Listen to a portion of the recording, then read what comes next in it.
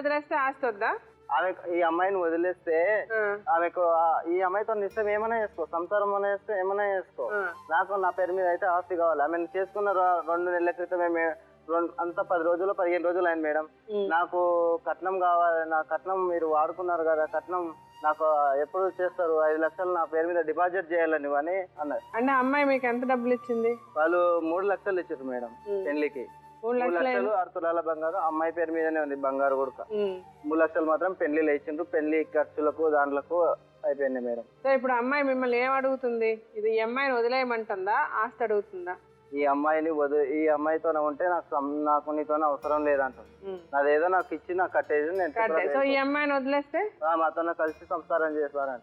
ఈ అమ్మాయిని ఇంకా చూడకూడదు, మాట్లాడకూడదు.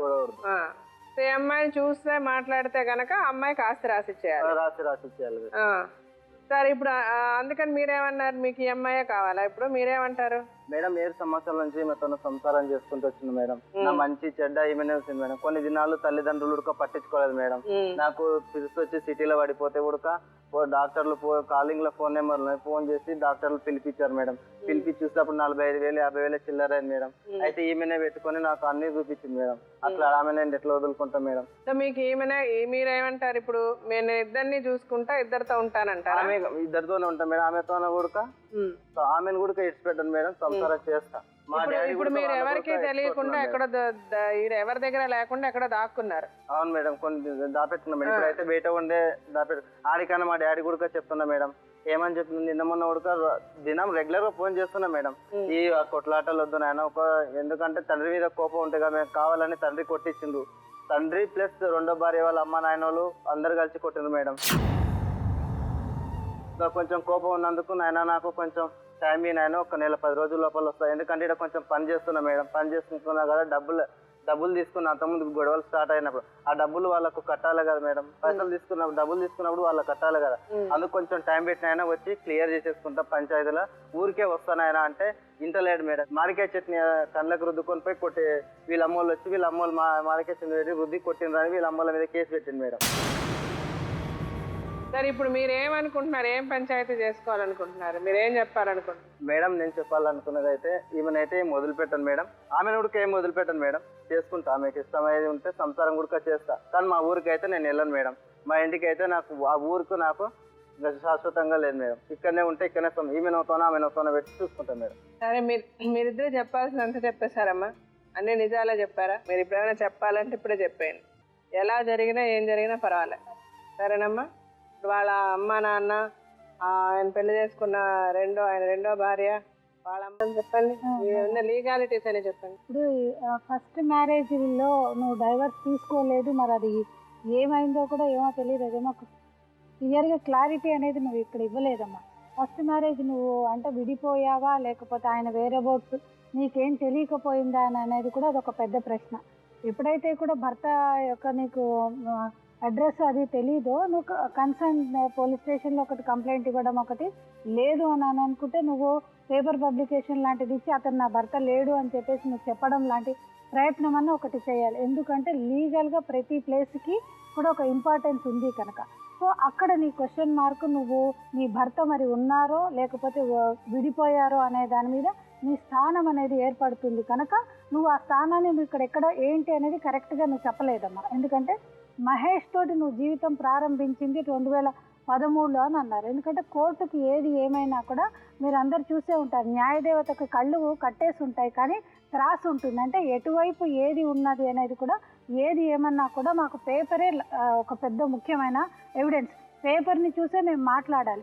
మాకు నిజం ఉందన్నా కూడా ఏది డాక్యుమెంట్ ఏది అని అంటాం. ఇక్కడ మీరు ఇందాకటి నుంచి మీరు చెప్పిన వర్షన్ ఒకటి, మేము చూసే పేపర్లో ఒక ఎవిడెన్స్లు ఒకటి, మిగతా చాలా డిఫరెంట్గా ఉన్నాయి. ఆ అమ్మాయి 2013లోనే పెళ్లి చేసుకున్నానని అన్నారండి. 2013లో పెళ్లి చేసుకుని మరి డిసెంబర్ 2015లో ఆ మ్యారేజ్ని రిజిస్టర్ అనేది చేయించుకున్నారు. అంటే దాన్ని చట్టపరంగా కూడా మేము భార్యాభర్తలము అని చట్టపరంగా కూడా ఆమె లీగల్లీ వెడ్డెడ్ వైఫ్ అనే స్థానాన్ని ఆమె చట్టపరంగా వచ్చేసింది. సో ఇక్కడ ఇంకొకటి ఏంటంటే, మరి ఆ అమ్మాయి మరి అంత చట్టపరంగా వచ్చేసిన తర్వాత మీరు ఇందాక ఒక మాట చెప్పారు, ఏంటి 1,00,000 రూపాయలు నేను ఇచ్చాను వెళ్ళిపోయాను. ఆ అమ్మాయికి ఆ హక్కు లేదు, ఆ డబ్బు తీసుకునే హక్కు లేదు. ఎందుకంటే ఎప్పుడైతే ఆ అమ్మాయి చట్టపరంగా భార్య అని అన్నప్పుడు భర్త నువ్వు 1,00,000 రూపాయలకు అమ్ముకుందా ఏంటి అనేది కూడా ఒక పెద్ద ఒక క్వశ్చన్ లాంటిదే కదా. మరి 1,00,000 రూపాయలు తీసుకున్నప్పుడు ఆ అమ్మాయి దగ్గర నుంచి ఎప్పుడైతే ఈ చట్టపరంగా పెళ్లి చేసుకుందో, చట్టపరంగా మీరు విడిపోయి ఉంటే అప్పుడు మీరు ఆ అమ్మాయిని క్వశ్చన్ చేసే అధికారం మీకు ఉండేది. అక్కడ మీరు అలాంటిది ఏదీ చేయలేదు. కాకుండా ఏం చేశారంటే ఆయన ఇంకొకటి గమ్మత్తైన విషయం ఏంటంటే మేడం, సెకండ్ మ్యారేజ్ ఎప్పుడైందంటే ఏప్రిల్ 2015లో అయింది. మరి రిజిస్ట్రేషన్ ఏమో సెప్టెంబర్ 2015లో అయింది. అంటే 2013లో మీరు పెళ్లి చేసుకున్నా కూడా 2015లో దాన్ని రిజిస్టర్ అనేది చేయించుకున్నారు. ఇంకోటి ఏంటంటే ఆల్రెడీ మరి ఈ ఓటర్స్ ఐడి కార్డు మీద కూడా తండ్రి లాగానే అతను ఉన్నాడు. అంటే ఇవన్నీ లీగల్ ప్రూఫ్స్. ఆమె రేపు పొద్దున కోర్టుకు వెళ్ళినా కూడా నేను చట్టపరంగా నేను భార్యని, నాకు సర్వ హక్కులు ఉన్నాయి అని చెప్పడానికి. ఇంకొకటి ఏంటంటే మేడం, ఇందులో ఈయన నాకేది తెలీదు, నాకేం అవసరం, నాకు వీళ్ళు పెళ్లి చేసుకున్నది తెలియదని, కాకపోతే ఈయన ఒక అండర్టేకింగ్ లాంటిది ఇచ్చారు మేడం. అది పోలీస్ స్టేషన్లో ఆయనతోనే మీరు ఎస్ఐ గారికి వీళ్ళిద్దరికి పెళ్ళయింది, వీళ్ళిద్దరి గొడవలు నాకు తెలుసు, వీళ్ళిద్దరి గొడవల మధ్యలో నేను ఇంకెప్పుడు రాను అని చెప్పేసి కూడా ఆయన ఒక అండర్టేకింగ్ కూడా రాసిచ్చారు మేడం. అంటే ఈయనకి ఆ నాలెడ్జ్ లేదు అని చెప్పేసి కొల్లాపూర్ ఎస్ఐ గారికి మీరు రాసిచ్చారు. సో మీరు దానికి మీకు నాలెడ్జ్ ఉంది, మీకు తెలుసు మీ పిల్లాడికి మీ మహేష్కి ఈ అమ్మాయికి పెళ్ళైంది. అంటే ఇది మీరు ఎందుకు రాసిచ్చారంటే మీరు 1,00,000 రూపాయలు ఇచ్చి వెళ్ళిపోయింది అని అనుకుని ఏదైతే మీరు పెళ్లి చేశారో అని అనుకున్నారో ఆ పెళ్ళిని కూడా మీరు సీరియస్గా తీసుకోలేదని. అంతేనా? అక్కడ మీరు చెప్పింటే పోనీ ఎస్ఐ గారికి లేదండి మీ అమ్మాయి వెళ్ళిపోయింది, మేము ఇలా ఎడబాటు చేసుకున్నాము, మీ దగ్గర ఏదైతే మీరు ఇందాక ఒక మాట అన్నారో అటక మీద పెట్టాం పేపర్ పోయింది, లాకర్లో పెట్టాం పేపర్, ఆ పేపర్ కనుక మీరు చూపించి ఉంటే, మీరు 1,00,000 రూపాయలు కనుక ఇచ్చి ఉంటే అది చూపించుంటే డెఫినెట్గా కూడా మీకు ఈ అండర్టేకింగ్ మీరు మీ దగ్గర నుంచి పోలీసు వాళ్ళు తీసుకోకపోయి ఉండొచ్చు. అంటే ఏంటంటే మీరు అక్కడ ఒప్పేసుకున్నారు. ఎక్కడ ఇన్స్పెక్టర్ మరి కొల్లాపూర్ వాళ్ళ దగ్గర వీళ్ళిద్దరు పెళ్లి చేసుకున్నారు, వీళ్ళిద్దరు గొడవల మధ్యలో రాను, వీళ్ళకి ఎటువంటి హాని కూడా కలిగించను అని చెప్పేసి మీరు ఒక అండర్టేకింగ్ లాంటిది రాసిచ్చారు. ఫోన్ చేసి ఇలా అంటుంది మేడం, నిన్ను చేసుకున్నాక మా మరిది నాతో మాట్లాడట్లేదు, చేయట్లేదు, మా ఆయన పూలు తెచ్చియడము ఆమెకి, మరి వాళ్ళిద్దరిని కలపాలని మా ఆడబిడ్డ వాళ్ళు మా అత్తమ్మ వాళ్ళందరూ మాట్లాడుకున్నారు మేడం. సరే నువ్వు రాకుండా నేనన్నా పోయి రావాలి కదా అని చెప్పేసి నేను పోయినా, నువ్వు ఇటు పోతే నేను మా ఊరికి వెళ్ళిపోతాను అన్న. బట్టలు ఉతికేటప్పుడు నా బట్టలు ఉతుకొద్దు అన్నది. ఎందుకు అన్న నాకు ఉతుకొద్దు అన్నది మేడం. అయితే ఉతకలేదు మేడం, అది అయిపోయింది. నైట్ తెల్లారి చూస్తే మా ఆయన